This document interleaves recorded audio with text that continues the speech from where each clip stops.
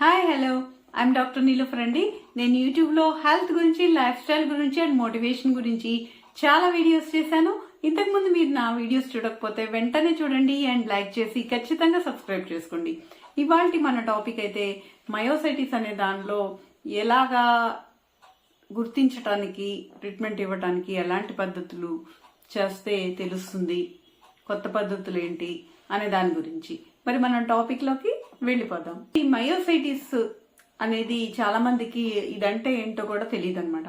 దీంట్లో ఏంటంటే మార్పులు అనేవి నెమ్మదిగా వస్తూ ఆ మార్పులు ఒకేసారి బయటపడతాయి. దీంట్లో బాడీకి దగ్గరగా ఉండే కండరాల్లో బలహీనత వస్తుంది అనమాట. ఒక్కోసారి ఏంటంటే చర్మం మీద ర్యాష్ లాగా కూడా కనబడుతుంది. చర్మం మీద ర్యాష్ కనబడే బలహీనత ఉంటే దీన్ని డెర్మటోమయోసైటిస్ అని అంటామన్నమాట. అయితే దీన్ని గుర్తించడానికి కొన్ని రకాలైన మజిల్ ఎంజైమ్స్ దీంట్లో పెరుగుతాయి. అంటే ఈ సిపికే, ఎల్డిహెచ్, తర్వాత ఏఎస్టి, ఏఎల్టి, మయోగ్లోబిన్ అనే మయో ఎంజైమ్స్ పెరుగుతాయి అన్నమాట. వీటిని రక్తంలో గుర్తించడం ద్వారా దీన్ని గుర్తించవచ్చు. అంతేకాకుండా మజిల్ బయాప్సీ చేయడం ద్వారా ఈ కండరాల బయాప్సీలో మార్పులు కనబడతాయి. తర్వాత ఈఎంజీలో కూడా మార్పులు కనబడతాయి.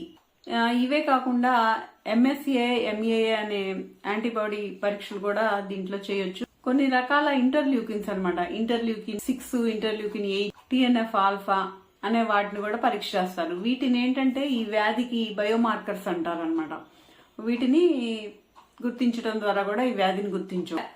ఎలక్ట్రో న్యూరోమయోగ్రఫీ, దానిలో కూడా 3 ముఖ్యమైన విషయాలు తెలుస్తాయి. తర్వాత రీసెంట్ అడ్వాన్స్డ్ ఎంఆర్ఐ, తర్వాత అల్ట్రాసౌండ్, ఇలాంటి వాటిలో కూడా కొన్ని గుర్తించవచ్చు. ఎక్స్రేలో ఏంటంటే కండరాల్లో ఉన్న క్యాల్సిఫికేషన్ తెలుస్తుంది. అంతేకాకుండా మజిల్ బయాప్సీ చేస్తే వాళ్ళలో ఏ రకమైన మయోసైటిస్ అని, అంటే డెర్మటోమయోసైటిసా, లేకపోతే పాలిమయోసైటిసా, ఇంక్లూషన్ బాడీ మయోసైటిసా అనేది తెలుసుకోవచ్చు. ఈ మయోసైటిస్ కి ట్రీట్మెంట్ దగ్గరికి వస్తే ఏంటంటే స్టీరాయిడ్ మందులు అవసరమైతే వాడవలసి ఉంటుంది. అంతేకాకుండా కొన్ని రకాలైన మిథోట్రిక్సేట్, అజాథోప్రిన్, సైక్లోస్పోరిన్ ఇలాంటి మందులు కూడా ఇవ్వవలసి రావచ్చు. టాక్రోలిమస్, మైక్రోఫినల్ ఇలాంటి మందులు అవసరాన్ని బట్టి వాడతారు. మరి ఇమ్యునోగ్లోబులిన్స్ కూడా అవసరమైతే వాడవలసి ఉంటుంది. ఈ ఇమ్యునోగ్లోబులిన్స్ కూడా ఒక్కొక్కసారి రిటుక్సిమాబ్ లాంటి మోనోక్లోనల్ యాంటీబాడీస్ వాడతారు. తర్వాత కొన్ని బయోలాజిక్ మందులు, తర్వాత TNF ఆల్ఫా పెరిగితే దానికి సంబంధించిన ఇన్హిబిటాస్, ఇంటర్ల్యూకిన్ 6 పెరిగితే టోసిలిజుమాబ్ లాంటివి, ఇంకా చాలా రకాలైన కొత్త మందులు వచ్చాయి. అవన్నీ కూడా అవసరాన్ని బట్టి డాక్టర్లు ప్రిస్క్రైబ్ చేస్తారు. అయితే వీళ్ళలో ఫిజియోథెరపీ కూడా అవసరమైతే చేయిస్తారు. ఇంక్లూజన్ బాడీ మయోసైటిస్ లో కూడా కొన్ని రకాలైన కొత్త మందులు కొంత ఇంప్రూవ్మెంట్ ని చూపించాయి అనమాట.